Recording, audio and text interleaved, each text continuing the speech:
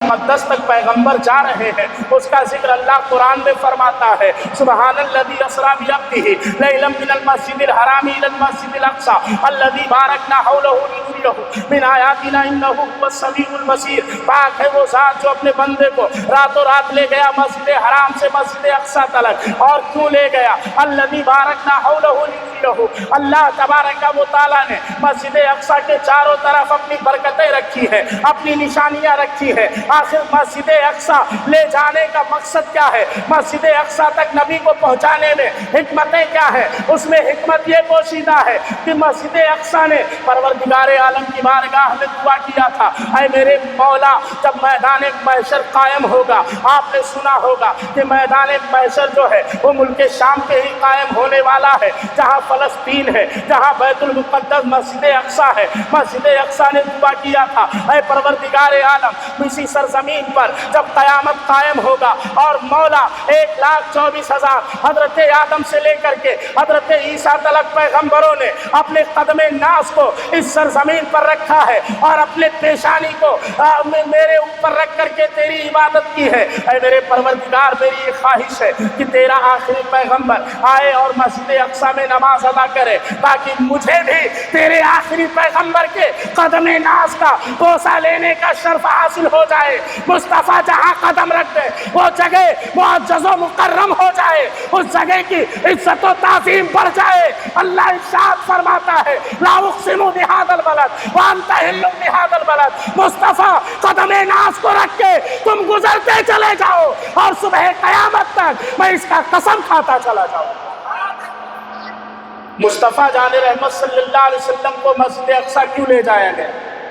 مسجد اقصی اس لیے لے جایا گیا کہ محبوب کل جب قیامت کا دن ہوگا اور نفسی نفسی کا عالم ہوگا، تمام لوگ حیران و پریشان ہوں گے، اس وقت آپ اپنے قدم ناز کو آج جو مسجد اقصی فلسطین بیت المقدس کی سرزمین پر رکھ دو گے، باپ کے قدم کے صدقے میں قیامت کی ہولناکیاں اور سختیوں کو میں کم فرما دوں گا۔ قیامت کی سختیاں آپ کے قدم ناز کے صدقے میں کم کر دی جائیں گی۔ اس لیے مصطفیٰ اپنے قدم کو رکھتے ہوئے میری بارگاہ میں چلے آؤ۔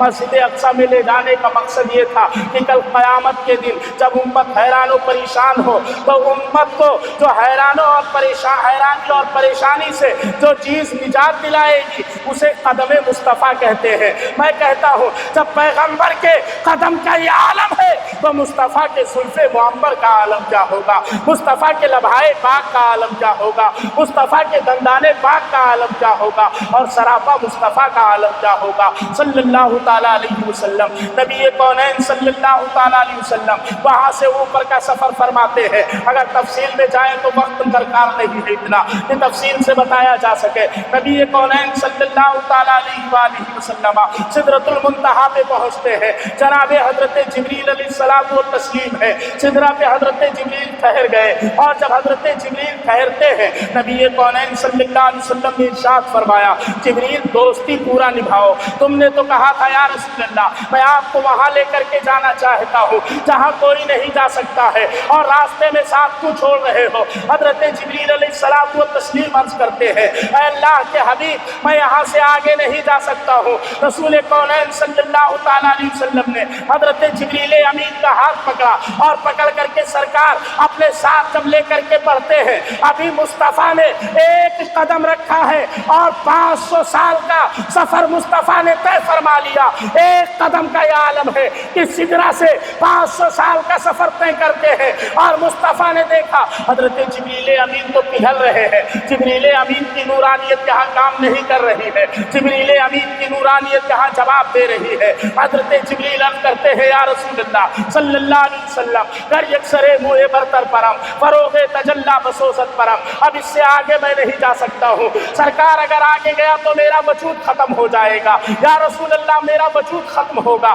اللہ کے نبی علیہ السلام و تسلیم نے جب چھوڑا تو سرکار صرف چھوڑتے نہیں ہیں بلکہ انگلی سے اشارہ کرتے ہیں، اور نبی نے جیسے انگلی سے اشارہ کیا، حضرت جبریل امین سدرہ پہ آ کے کھڑے ہو گئے۔ بارگاہ پروردگار سے آواز آتی ہے، اے میرے حبیب، حضرت جبریل کو انگلی کے ایک اشارے سے تم نے 500 سال کا سفر طے کروا دیا ہے، تو کل قیامت کے دن پل صراط کا سفر 50,000 سال کا ہوگا۔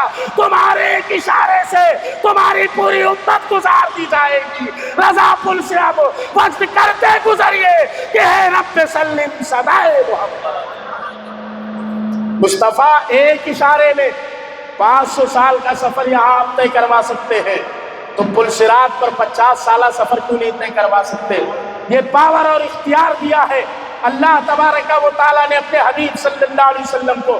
یہاں سے آگے بڑھیے، نبی کونین صلی اللہ تعالیٰ علیہ وآلہ وسلم آگے بڑھتے ہیں، سرکار دو عالم صلی اللہ علیہ وسلم قرب خاص میں پہنچ گئے۔ جب پروردگار عالم کے قرب میں رسول کریم صلی اللہ تعالیٰ علیہ وسلم پہنچتے ہیں، اللہ تبارک و تعالیٰ ارشاد فرماتا ہے، دنا فتدلی فکان قاب قوسین او ادنیٰ، مصطفیٰ اور قریب آ جاؤ۔ یہ قرآن پاک کی آیت ہے۔ جو لوگ یہ کہتے ہیں کہ نبی کو معراج جسمانی ہوئی ہے یا نبی لامکہ میں نہیں گئے تھے، نبی لامکہ میں گئے تھے اور جا کر کے آ گئے، تجھے کیا خبر ہوگی؟ ارے جن لوگوں نے مکے میں جن کے سامنے نبی نے بیان کیا تھا، انہوں نے جو ہے کہا کہ ایسے کیسے ہو سکتا ہے۔ اسی لیے اللہ نے رات کے سناٹے میں معراج کروائی کہ مصطفیٰ جب صبح تم بیان کرو گے تو جو تصدیق کرے گا وہ صدیق اکبر ہو جائے گا، اور جو تکذیب کرے گا وہ اگر ابو الحکم ہوگا تو ابو جہل ہو جائے گا۔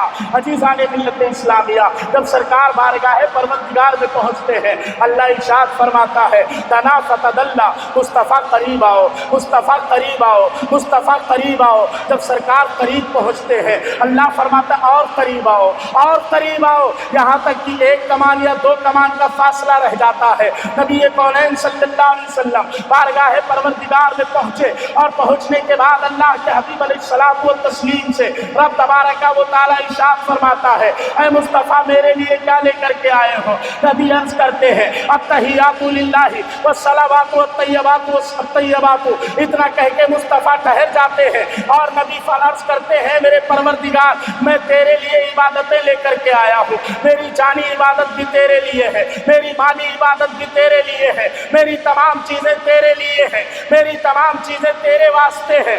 اللہ تبارک و تعالیٰ آگے سے ارشاد فرماتا ہے، السلام علیکہ یا ایھا النبی، جیسے اللہ نے کہا السلام علیکہ یا ایھا النبی، مصطفیٰ کے عظمت پر اور مصطفیٰ کے کرم پہ قربان جاؤ سنیو۔ نبی عرض کرتے ہیں، السلام علیکہ وعلی عباد اللہ الصالحین، جیسے مصطفیٰ نے اتنا کہا السلام علیکہ وعلی عباد اللہ الصالحین، ویسے فرشتے کہتے ہیں، اشہد ان لا الہ الا اللہ واشہد ان محمدا عبدہ ورسولہ۔ اللہ تبارک و تعالی اپنے حبیب سے ارشاد فرماتا ہے، اے مصطفیٰ صلی اللہ تعالیٰ علیہ وسلم، میرے حرم میں تو جبریل کو بھی آنے کی اجازت نہیں ہے، اور آپ نے اپنے امت کو بھی شامل کر لیا ہے، آپ نے اپنے امت کو بھی شامل کر لیا ہے۔ میرے کریم آقا ارشاد فرماتے ہیں، اے میرے پروردگار، جسم کے ساتھ میری امت تو میرے ساتھ نہیں ہے، لیکن اے میرے مولا، میری امت میرے روح سے اتنی قریب ہے، اتنی قریب ہے کہ جس کا جواب نہیں ہے۔ یہ مصطفیٰ کی محبت ہے امت سے۔ اللہ تبارک و تعالیٰ ارشاد فرماتا ہے، اے میرے حبیب، یہ جو سلام میں نے تم پر بھیجا ہے اور تم نے اپنے امت پر بھیجا ہے، آپ جانتے ہو اس سلام کو میں نے کب سے محفوظ کر رکھا ہے۔ اللہ کے نبی علیہ السلام عرض کرتے ہیں، اے پروردگارہ، تجھ سے بہتر کون جانے گا؟ اللہ تبارک و تعالیٰ ارشاد فرماتا ہے، اے میرے حبیب، جب میں نے قلم کو پیدا کیا اور میں نے ارشاد فرمایا اکتب لکھ، تو قلم نے کہا پروردگارہ کیا لکھوں اور کہاں سے شروع کروں؟ تو میں نے فرمایا قلم لکھ لا الہ الا اللہ۔ 4000 سال تک قلم نے لا الہ الا اللہ لکھا۔ حضرات سوچیں آپ ذرا، جو قلم ہے، جو تقدیر لوگوں کی طے کرتی ہے اور لکھتی ہے حکم پروردگار سے، جب لا الہ الا اللہ اسے لکھنے کا حکم ہو تو 4000 سال لگ جائے، لیکن جب ہم لکھیں تو ہمیں 4 منٹ بھی نہیں لگتا ہے۔ یہ کرم ہے उस परवरदिगार का और ये रहम है उस मुस्तफ़ा करीम सल्लल्लाहु अलैहि वसल्लम का। कलम ने लिखा और लिखने के बाद अर्ज करती है, या रसूलल्लाह सल्लल्लाहु अलैहि वसल्लम, ऐ परवरदिगारा अब क्या लिखूं? अल्लाह इरशाद फरमाता है, अब लिखो ला इलाहा, अब लिखो मुहम्मदुर रसूलुल्लाह सल्लल्लाहु ताला अलैहि वसल्लम। जब कलम ने ये लिख लिया ला इलाहा इल्लल्लाह मुहम्मदुर रसूलुल्लाह सल्लल्लाहु ताला अलैहि वसल्लम, तो कलम कहती है, ऐ मेरे परवरदिगार ये जो मोहम्मद है ये कौन है? तो मैंने फरमाया, ऐ कलम अगर मोहम्मद ना होते तो मैं कायनात के किसी चीज का वजूद ना करता, किसी चीज को पैदा ना करता। तो कलम ने फौरन कहा, अस्सलामु अलैका अय्या अय्युहन नबी, ऐ नबी तुम पर सलाम हो। तो ऐ मुस्तफ़ा मैंने कहा अस्सलामु अलैना व अला इबादिल्लाहि सालिहीन, और मैंने इसे उसी वक्त महफूज कर दिया था कि ऐ कलम तेरा ये सलाम मैं महफूज करूंगा। और जब मुस्तफ़ा तना फतदल्ला फकाना काबा कौसैन के मंजिल में पहुंच करके जब मेरा दीदार करेंगे उस वक्त तेरे इस सलाम को बारगाह रसूल में पहुंचा दिया जाएगा। आप जरा अंदाजा लगाइए, वो कलम जिसने बहुत पहले लिखा था, हजरत आदम पैदा नहीं हुए थे, जमीन और आसमान का वजूद नहीं था, उससे पहले नबी के नाम को लिखा और नबी पे सलाम भेजा, अल्लाह ने उसे महफूज कर लिया। और जब नबी रब के कुर्ब में पहुंचते हैं तब उसे दिया जाता है, तो जो सलाम हम भेजेंगे वो महफूज क्यों नहीं किया जाएगा? दूर और नजदीक के सुनने वाले वो कौन, काने लाले करामत पे लाखों सलाम, हम सलाम पेश करेंगे वो महफूज क्यों नहीं होगा? और आगे सुनिए, बातें तो बहुत सारी हैं, सुनते जाओगे तो मजा आएगा। नबी पाक सल्लल्लाहु अलैहि वसल्लम ने अपने परवरदिगार से बहुत सारी चीजें पूछी, उनमें से कुछ बातें मैं आपको गोशगुजार करता हूँ, वक्त नहीं है। नबी पाक सल्लल्लाहु अलैहि वसल्लम ने अर्ज किया, परवरदिगार जिब्रील जो मुझे जमीन से लेकर के और सिदरतुल मुंतहा तक आया है, ऐ मेरे माबूद जिब्रील को तूने 1,00,000 पर अता फरमाया है उड़ने के लिए। 1,00,000 परों से जिब्रील उड़ता है और जमीन से आसमान और आसमान से जमीन पे आता जाता है। ऐ मेरे माबूद 1,00,000 पर तूने उड़ने के लिए जिब्रील को अता किया है, ऐ मेरे परवरदिगार मुझे क्या अता किया है? जिब्रील के मुकाबले में, इस 1,00,000 पर के मुकाबले में मुझे क्या अता फरमाया है?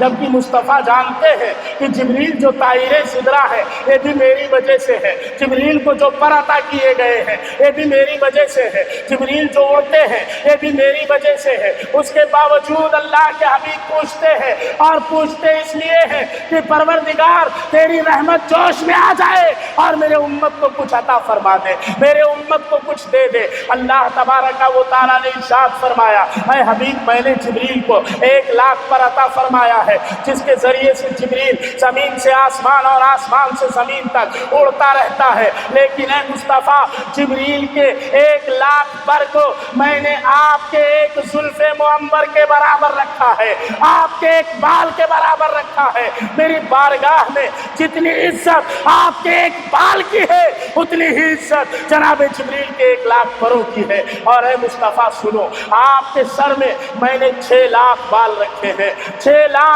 जुल्फ़े मुअम्बर में मैंने बाल रखा है। और ऐ मुस्तफ़ा ये 6,00,000 बाल मैंने ऐसे नहीं रखे हैं, ऐ मेरे हबीब कल जब क़यामत का मैदान होगा और नफ्सी नफ्सी का आलम होगा, अना लहा आप पुकारेंगे, इज़हबू इला गैरी की सदा पूरे मैदान महशर में गूंज रही होगी। हज़रत आदम से लेकर के ईसा तक तमाम अंबिया कहेंगे इज़हबू इला गैरी, जाओ किसी और के पास चले जाओ, मैं तुम्हारी कोई मदद नहीं कर सकता हूँ। ऐ मुस्तफ़ा जब मैदान महशर में आपकी एंट्री होगी और आप जब तशरीफ लाएंगे तो ऐ मेरे हबीब ये जो 6,00,000 बाल मैंने आपके जुल्फ में रखा है, जब इसे आप लहरा देंगे तो ऐ मुस्तफ़ा अगर जिब्रील अपने परों को खोल दे तो पूरी दुनिया को ढांप ले। और ऐ मुस्तफ़ा अगर आप अपने जुल्फ को मैदान महशर में लहरा दे तो पूरी پوری امت کو اسی زلف میں سمیٹ لے، اور اے حبیب آپ کے ایک زلف کے ایک بال کے بدلے میں کل قیامت کے دن میں آپ کے پوری امت کی مغفرت کر دوں گا۔ وسعتیں دی ہے خدا نے دامن محبوب کو، وسعتیں دی ہے خدا نے دامن محبوب کو، جرم کھلتے جائیں گے اور وہ چھپاتے جائیں گے۔ ارے جب مصطفیٰ کے زلف معمر کا یہ عالم ہے تو سراپا مصطفیٰ کا عالم کیا ہوگا، تو زبان مقدس کا عالم کیا ہوگا۔ وسعتیں دی ہے خدا نے دامن محبوب کو، جرم کھلتے جائیں گے اور وہ چھپاتے جائیں گے۔ اور اعلیٰ حضرت فرماتے ہیں تیل کی بوندیں ٹپکتی نہیں بالوں سے رضا، تیل کی بوندیں ٹپکتی نہیں بالوں سے رضا، صبح عارض پہ لٹاتے ہیں ستارے گیسو، صبح عارض پہ لٹاتے ہیں ستارے گیسو۔ مصطفیٰ اگر میدان محشر میں اپنے زلفوں کو کھول دے تو پورا قیامت کا میدان انہیں زلفوں کا سایہ لے لے۔ یہ مصطفیٰ کے زلف معمر کا عالم ہے۔ اور معراج النبی صلی اللہ علیہ وسلم میں اللہ رب العزت نے بے شمار حکمتیں اپنے حبیب کو عطا فرمائی، بے شمار چیزوں سے اپنے محبوب کو نواز دیا۔ محبوب کریم صلی اللہ تعالیٰ علیہ وآلہ وسلم نے اپنے پروردگار کے قرب کو حاصل کیا اور اپنے پروردگار کے جلووں کو اپنے ماتھے کے آنکھوں سے دیکھا۔ ایک حدیث شریف میں بخاری شریف کی حدیث پاک ہے، اس کے بعد گفتگو ختم، وقت بھی ختم ہو چکا ہے۔ بخاری شریف کی حدیث ہے جس کے راوی حضرت سیدنا عبداللہ ابن عباس ہے، حدیث نمبر 706 ہے۔ اللہ کے نبی علیہ الصلوۃ والتسلیم حضرت عبداللہ ابن عباس فرماتے ہیں کہ سورج کو گہن لگ گیا، جیسے یہاں بھی گہن لگتا ہے، جب گرہن سورج کو لگ گیا اللہ کے نبی علیہ السلام نے نماز کسوف ادا فرمائی، اور نماز کسوف ادا فرمانے کے بعد سرکار دو عالم صلی اللہ علیہ وسلم اوپر دیکھتے ہیں اور اپنے ہاتھوں کو سرکار نے آگے بڑھایا اور اس کے بعد پیچھے ہٹ گئے۔ صحابہ عرض کرتے ہیں یا رسول اللہ صلی اللہ تعالیٰ علیہ وسلم آپ آگے بڑھے اور پیچھے کیوں ہٹے؟ میرے آقا نے ارشاد فرمایا اے صحابہ سنو، میں جنت سے انگور کا خوشہ توڑنے جا رہا تھا۔ کہاں سے؟ بولو زور سے۔ جنت سے۔ ابھی مصطفیٰ کو معراج نہیں ہوئی ہے، زمین پہ رہ کر کے جب نبی جنت کا ملاحظہ کرے تو پھر معراج لامکانی کی کیا ضرورت پڑ گئی؟ پھر معراج لامکانی میں کیوں بلایا جا رہا ہے؟ نبی جب زمین پہ رہ کر کے جنت کا ملاحظہ کرتے ہیں، حضرت عبداللہ ابن عباس راوی حدیث کہتے ہیں نبی نے فرمایا اگر میں توڑ لیتا تو میری امت اسے صبح قیامت تک کھاتی رہتی اور یہ کبھی ختم نہیں ہوتا، اسی لیے میں نے چھوڑ دیا، توڑا نہیں۔ معراج لامکانی میں بلانے کا مقصد پروردگار کا یہ ہے کہ اے مصطفیٰ طائف کے میدان میں آپ کو لوگوں نے مار کھاتے تو دیکھا ہے، شیب ابی طالب میں آپ کی محصوری تو دیکھی ہے، آپ کا سوشل بائیکاٹ کیا گیا، یہ تو لوگوں نے دیکھا ہے، لوگوں نے آپ پر تکالیف تو دیکھی ہے، لیکن اے مصطفیٰ اب میری بارگاہ میں چلے آؤ تاکہ آپ کے مقام و مرتبے کو بھی لوگ دیکھیں۔ امام احمد رضا فرماتے ہیں عرش کی عقل دنگ ہے چرخوں میں آسمان ہے، عرش کی عقل دنگ ہے چرخوں میں آسمان ہے۔ ارے جانے مراد اب کدھر ہے تیرا مکان ہے، جانے مراد اب کدھر ہے تیرا مکان ہے، لا يمكن الثناء كما كان حقه بعد از خدا بزرگ کوئی قصہ مختصر، استغفر اللہ ربی من کل ذنب واتوب الیہ۔ السلام علیکم۔